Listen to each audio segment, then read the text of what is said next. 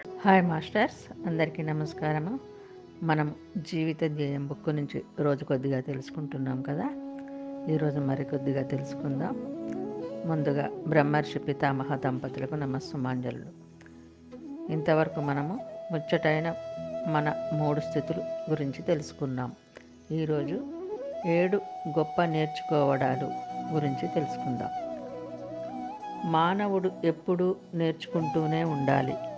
అయితే carroms, cricket, వంటలు ఇలాంటివి చిన్న చిన్న నేర్చుకోవడాలు, కానీ మనం గొప్ప గొప్పవి నేర్చుకోవాలి.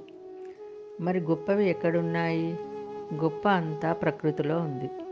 ప్రకృతికి దగ్గరగా ఉన్న వాళ్ళ నుంచి ప్రకృతికి దూరంగా ఉన్నవాళ్ళు నేర్చుకోవాలి. ఈ నేర్చుకోవడాలు 7 రకాలు. అవి: స్త్రీ జాతి నుంచి నేర్చుకోవడం ఒకటి.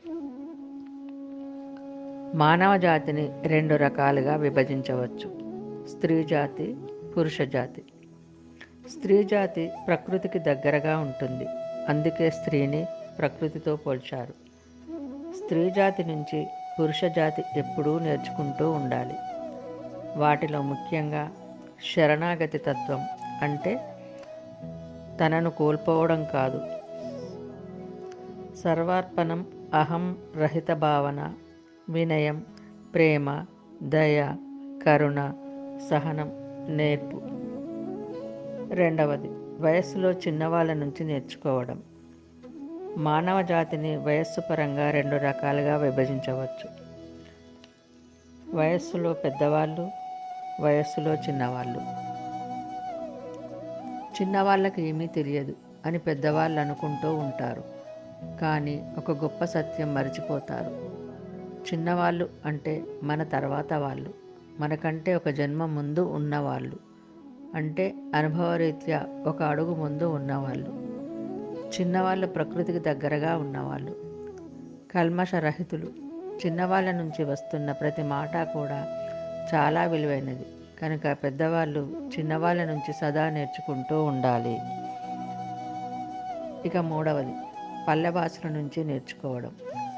మానవ జాతిని మళ్ళీ 2 రకాలుగా విభజించవచ్చు: పల్లెవాసులు, పట్టణవాసులు. ప్రకృతిలో జీవిస్తున్నవారు పల్లెవాసులు, ప్రకృతికి దూరంగా వెళ్తున్నవారు పట్టణవాసులు.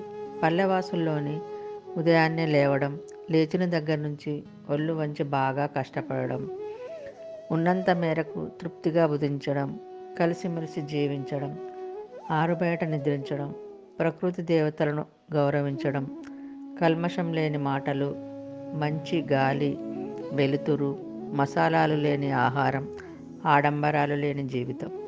ఇవన్నీ చాలా మటుకు పట్టణ జీవితంలో కనుమరుగైపోయాయి. పట్టణవాసులది ఊపర్ షేర్వాణి, అందర్ పరేషాని. కనుక పట్టణవాసులు పల్లెవాసుల నుంచి నేర్చుకోవాలి.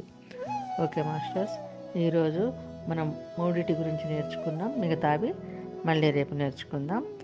అందరికీ ధన్యవాదాలు. బ్రహ్మర్షి పితామహ కృతజ్ఞతలు. మనమందరము ధ్యానము, స్వాధ్యాయము, సజ్జన సాంగత్యము, శాకాహారము పాటిద్దాం, స్ప్రెడ్ చేద్దాం.